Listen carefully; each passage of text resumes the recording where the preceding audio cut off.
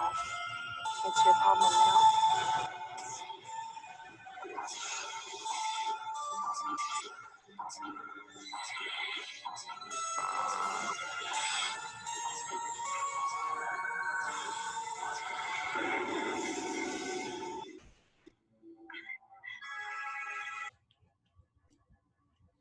This is the good part.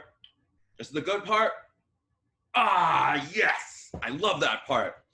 Oh, hey, Facebook folks. I'm so glad you joined me. You just joined me right at the good part. This is the part where Freddie puts her into the ground and then he digs her head into the sand. And then you know what? I'm getting way ahead of myself because when I watch my favorite series, my Nightmare on Elm Street series, I want to talk about it. And you know what? There is nobody to talk about the Nightmare on Elm Street series than Kristen Parker herself from Nightmare on Elm Street 4, the one and only Tuesday Night. Hi, Steven. How are you? What's going on out there in sunny California? Oh, you know, the same old crazy stuff. Okay, first question, is the pandemic, like, is it pretty obviated out there? Do you still have to wear masks out there? Like, how bad is it? Oh, definitely have to wear masks out here for sure. You can't go in anywhere without it. You have to have, yeah. And I'm really excited because I just got my COVID test back and it was negative. So yes! Way to go, Tuesday. High five, high five. Right. Right, yes. Okay, so let's talk about some fun stuff. I want to mention how famous you are, okay? You have done work, not only did you do work with Drew Barrymore, you have done work with the great Robert Englund, you have worked with legends like Rennie Harlin, you have been on legendary shows like Sunset Beat, 2000 Malibu Road, and a lot of people don't know that, yeah, you were even on The Facts of Life. And if I mentioned all of the world's famous actors and legends and icons that you have worked with, this would take up at least 4 hours. So yeah. You're kind. So yes, you are a legend. So I wanted to quickly show for the audience. Yeah. Okay. So what is this from, and do you remember this scene? Of course I remember that scene. Yes, that's one of my favorite scenes. It's when I'm telling Drew to get it together and you know, work on herself and get ready because I'm going to make her a star. And it was great. It was great. I love that scene.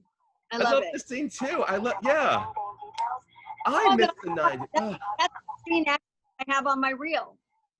Yeah, it's on your, and also, what happened? I see a kitty cat. Oh yeah, that's Tomcat. Oh, cute. That's my baby. Oh, sweet. I love it. So anytime I see an animal, it always has to be noted. Come say hi to the world and come say hi to Tuesday Night.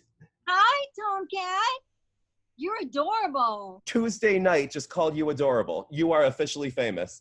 Oh my God, what a cute face. Oh my God. That's my baby. The best role, Kristen from Nightmare 4.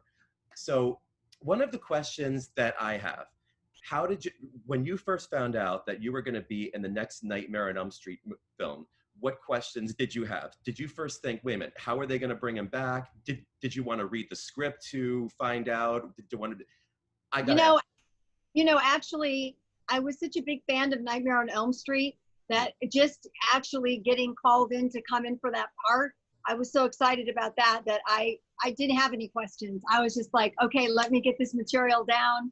Let me learn it, you know, and let me figure this out. And I, you know, knew it was to replace Patricia Arquette. So I, you know, went ahead and started watching her and just kind of got the whole feel of it. I was, you know, I was so excited. So I didn't really have any questions at that time. I was just like, yay. Kristen Parker was such a badass character. I mean, yeah, it was any of part. Did you put any of yourself into her? I mean, like when you first read the part, were you like, oh no, this character needs this, or this character needs that. No, I got to add this, or? No, you know, like I told you before, I think, you know, at first I thought, okay, well, you know, they want me to replace her. So, I'm going to have her attributes and sort of her way.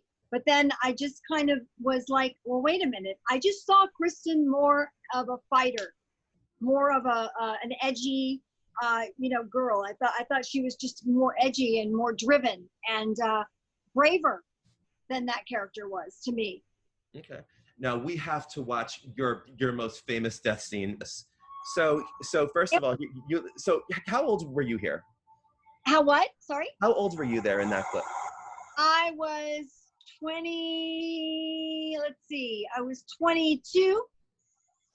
Okay. Do you remember what it was like lying on the beach and watching that thing coming towards you? Yes, I do. I remember that I was afraid of it coming up between my legs. I was afraid that it was gonna like come up there because, there was nothing really tangible to stop it. It was just kind of, on a motor, and it was crazy. There wasn't rehearsals of how far it was going to go, or like, I did, but I was like, what if it misses? Oh yeah, that's a good point. Oh come on! When you first saw Robert Englund the first time, how did he do this? How did you guys do this? How did he bury you like that? How did you go all the way deep down in the? Yeah, there was a big hole in there. Okay. And they wanted to put me down in there and then give me goggles for my eyes. But what happened was the sand kept filling my goggles and it was really irritating my eyes. So I had to have a stunt double. I couldn't do it. It was just too painful. Okay. And this obviously, they just turned the set on an angle, right? Yeah, they turned it upside down. Okay. I love these shots. Yeah. I climbed over the rafters. I remember after I climbed over this so many times, I had bruises all over my legs. It was so funny. Oh my God. Because I had to keep doing it over and over and over. Now, how many fans ask you about what it was like being in that legendary boiler room? How many people talk, I mean, when you see fans, do they ever ask you about this boiler room? Some of them do. I mean, I don't get that question that often about the boiler room. Mm-hmm. But they're probably thinking it. I mean, because it is, a classic. I mean, it's the boiler room. So it's the boiler room. Yeah. They made it look just like the set. I don't know if that was the set from Nightmare 1, but I mean, it looks just like it. Also, I don't think it was. I think these were all new sets. And here it comes when you summon Lisa Wilcox. Here it comes. Oh, I love those shots. Yeah, they're great. They're good shots. Rennie Harlin's amazing. And also the DP, Steven Fierberg. Oh my God, he's so good. He's so good. He's done so many projects. Oh yeah, he's a horror icon. I love so you have the foggy, misty shot of the POV shot from the audience of you don't see who's coming towards you. I love those shots. Yeah, those are cool. And then I smacked Lisa, and it was so funny. I smacked her, and I think it jolted her. You didn't know that you were gonna smack her? No, I knew I was going to, but I think it came out a little harder than normal because I was in the mood. I was in the mode. I was into it. So. Okay. And was that really you that fell into the water? The fire in the water? No, it wasn't me going into the water, but it was me afterwards in the water. Yeah. Okay. And why were you not in the movie theater scene? Your character dies, so what? Everybody else was there. Why weren't you there? I am in it. In the movie, when Alice goes in. When Alice goes in the thing, I'm there. Yeah. When we all stand up and clap and everything, I'm there. You must miss me. I'm there. Wow, and this part is going to be edited because I can't believe that I just asked a stupid question like that because I can't believe it. Actually, you know what? I didn't realize that it was the full cast until years later. When I first saw the movie, I didn't recognize who they were. I just thought that they were just some random people in the audience, just them standing up and clapping. And then after I rewatched the series, many times, your eyes shift and you go, oh wait, that's Rodney Eastman, and you're wait a minute. That's Ken Sagoes. Yeah. And you're so. Yeah, I'm definitely there. Yeah, you have to look again. Okay, should I edit that part out or should I leave it in? No, you should leave it in. That's right. That's funny because I first saw it. it's funny. I didn't see me in it either, and I had to keep looking, and then I finally found myself. Okay.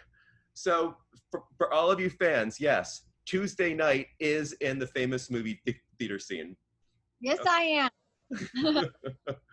What is your favorite death in the whole Nightmare series? I have to say that my favorite two is Tina Okay. and the cockroach.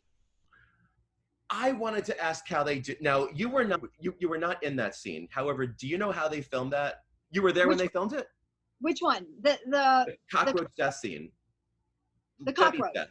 Yeah, Yeah. Debbie. Yeah. You were there? Yeah, I was there. I saw some of it, and it was unbelievable. They put fake arms on her, and they put them onto the barbell thing, and she had hers tucked in inside, and when she sat up, it flung open like that. They were broken. It was great. Yeah, and then her face got stuck in that gook or whatever. Did you watch that being? How did they do that? She did that. They put down they put down this sticky like honey and some other kind of thing that wouldn't hurt her. I mean, it was something that she could get in her mouth, and something edible. And she did it. I watched her. She did it. Now I got to talk about the famous house, because for film location fans like myself, so the house that was used in the exterior of Nightmare 4, it was a very ominous, depressing looking set, all rumbled, all ransacked and all disheveled. So that was obviously a set. That was not the actual house that they just dressed down like that, right? No, it was that was a set, and the outside of the house was also a set. Oh, so when you first go up to the girl writing the chalk on the sidewalk, that was a soundstage? Yeah, that's a set. It was they built the front of the house. Okay. Have you ever been to the actual house? Yes, I have. And a very funny story. I was there with a friend of mine. His name is Dakota. He's a director that I've worked with several times. He came with me, and he wanted to go and have a picture taken with me in front of the house. So we're like, okay, this is funny. So first of all, there was a van that was taking people on the Star Tours. Mm-hmm. And it's funny because they drove by the house and stopped there, and people were recognizing me from the movie. And I was there. So that was funny. And then we're sitting there posing for the picture, and a big, giant, dead crow falls on his head. I love synchronicities, synchronizing stories like that. Synchronicity, right? Yes. It was unbelievable. I'm like, oh my God. And he was like, he jumped back like 3 feet. It was really like, oh my God, what a weird omen.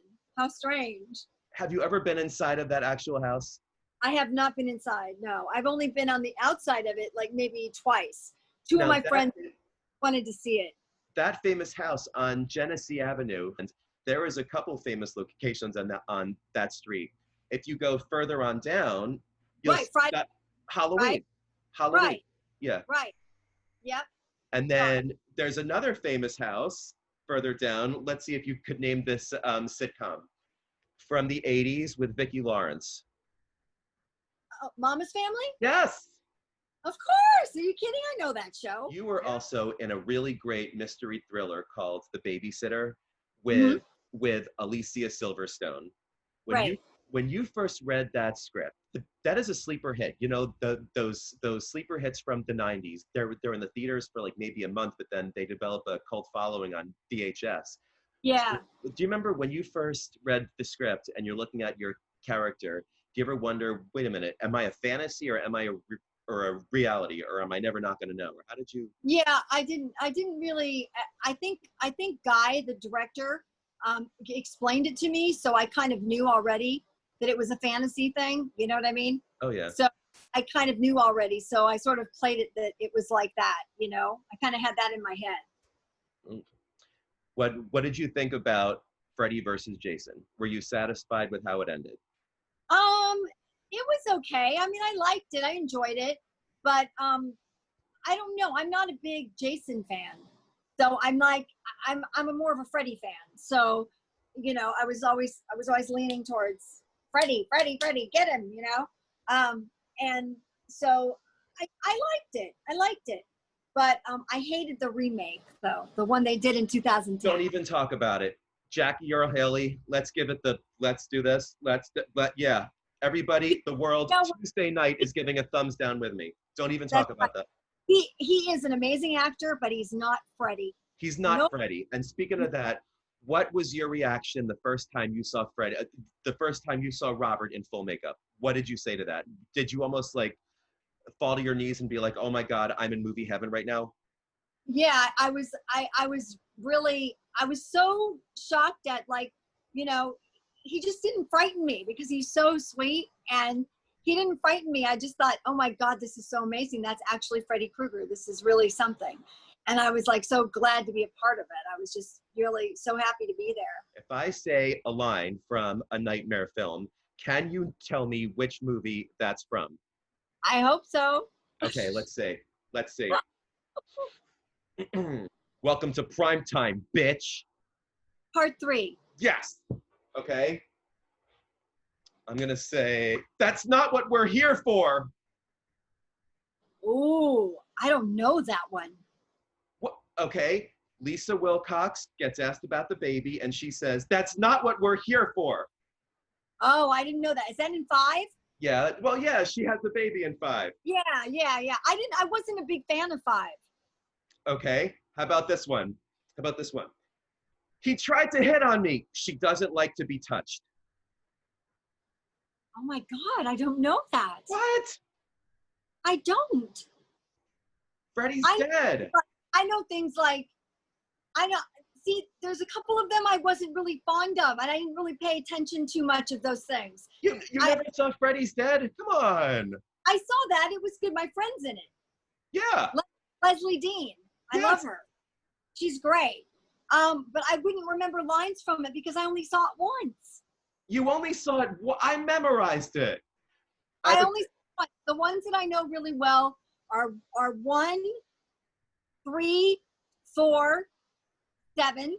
Mm-hmm. And then you were in 7. You were in the funeral scene. So yes, it was going to be a lot bigger scenes for us. The people that Wes asked to come back we were going to be a part of another extension onto that movie. It was basically, we were coming to talk about how we were really being affected by bad dreams in our life, and that how Freddy had come to us in real life. So you're saying to all the fans that there was going to be a sequel to New Nightmare. Is that what you're saying? No, not a sequel. Part of New Nightmare was going to be talking to all the actors that played them. Oh, okay. Like, I mean, they interviewed us and they were asking us about our dreams, and was it like, like Tuesday, is it true that you're having nightmares after you did the movie, and blah blah blah blah, and it was like, yes, I am. And it would have been a really good plot, but I guess it didn't fit in the movie, or it was too long, or I don't know what it was, so it just got cut down to the funeral scene, which was fine anyway because I got to work with Wes, and that was amazing. Yeah. And you got to see Heather Langenkamp jump in the coffin, and you got to hear Chase say, "Stay with me, Heather." Which was really cool. I got to hang out with her more than I did in, I actually didn't because she wasn't in 4, but I mean, I never got to hang out with Heather really, except for conventions, and that was like a nice time that we had hanging out. This is something that I hope that Heather Langenkamp will hear. But Heather, I am the guy that when you came to Philly for the Nightmare 3 screening, I said to you, "Hey Heather, where's your hall pass?" And you said, "Screw your pass." And I went, "Yes." So yes, that was me. I'll have to tell her that too. I hope she'll see this. Yeah, I'm sure she will. Okay. Well, I have to say, Tuesday, you are so awesome.